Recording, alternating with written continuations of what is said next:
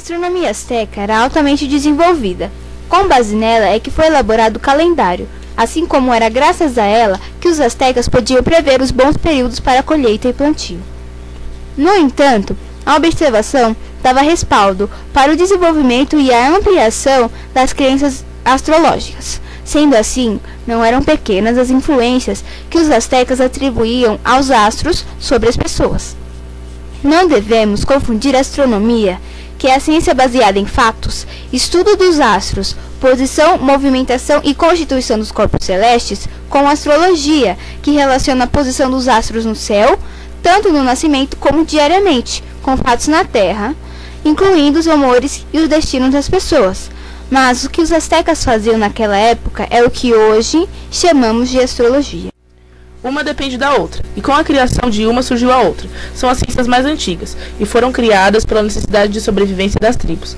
O estabelecimento da agricultura e pecuária, a partir de 10.000 anos antes de Cristo, fez da observação dos astros e das estações uma atividade obrigatória para os primeiros aglomerados humanos, e assim foi com os astecas.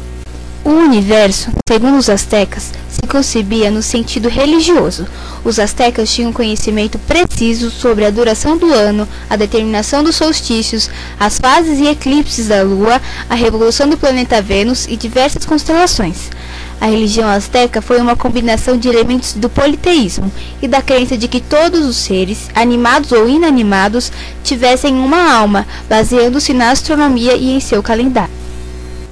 A religião asteca apresentou elementos de sacrifícios humanos, ligado a inúmeros festivais religiosos. A cosmologia asteca era dividida entre o mundo superior, o céu, e o mundo inferior, o inferno, cada um sendo associado a um grupo de divindades e objetos astronômicos.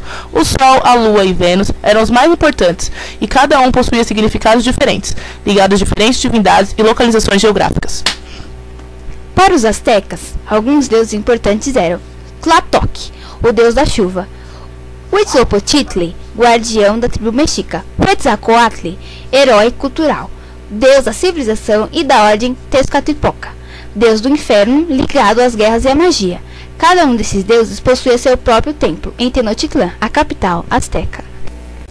Uma prática comum da religião asteca era da recriação das divindades. Os eventos mitológicos eram recriados e pessoas vivas personificavam os deuses. Elas eram reverenciadas como sendo deuses e ao final de cada ritual eram sacrificadas. Alguns deuses eram relacionados com a natureza, outros com o pulque, espécie de licor mexicano que se faz do suco maguey, variedade da agave ou pita. Com a embriaguez, com os excessos, gula, por exemplo, com as diversões e prazeres, com os jogos e com o comércio. Vários deuses possuíam diferentes formas e nomes. Cada nome destacava uma determinada função ou peculiaridade. Muitas vezes, dois deuses distintos se fundiam em um só. A religião asteca estava presente em todas as camadas da sociedade. Tlatoani e os padres de maior escalão governavam os templos e comandavam as cerimônias que eram realizadas ao redor de Tenochtitlán. Eles eram responsáveis pela maioria dos rituais que aconteciam, inclusive os rituais para a estabilização do sistema cósmico e político.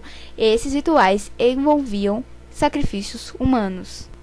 Acreditavam os astecas que, assim como o sol, que passava pelo Mictlán, o inferno, na noite, e o milho, que renascia na primavera após um período de morte, os humanos seguiriam o mesmo destino. O sacrifício humano entre os astecas e a população da Mesoamérica em geral deve ser visto neste contexto. Era necessário para a continuação da existência do mundo. Os dois calendários astecas foram Tonahuapi, que assemelhava-se com Tzolk'in, e Xiuhpohualli. Nós vamos falar do calendário mais conhecido, que é o Xiuhpohualli, ou a Pedra do Sol. Os astecas criaram um calendário que se tornou conhecido como Pedra do Sol, devido ao círculo central que representa o astro. Esse calendário solar compreendia 360 dias, dividido em 18 meses com 20 dias cada um, os quais tinham nomes de animais, objetos ou fenômenos naturais que faziam parte de rituais religiosos. O calendário Xiuhpohualli tinha uma importante ligação com as práticas agrícolas dos astecas e obtinha um importante papel na religião também, onde cada mês possuía seus festivais religiosos. Com o calendário também criaram 20 signos.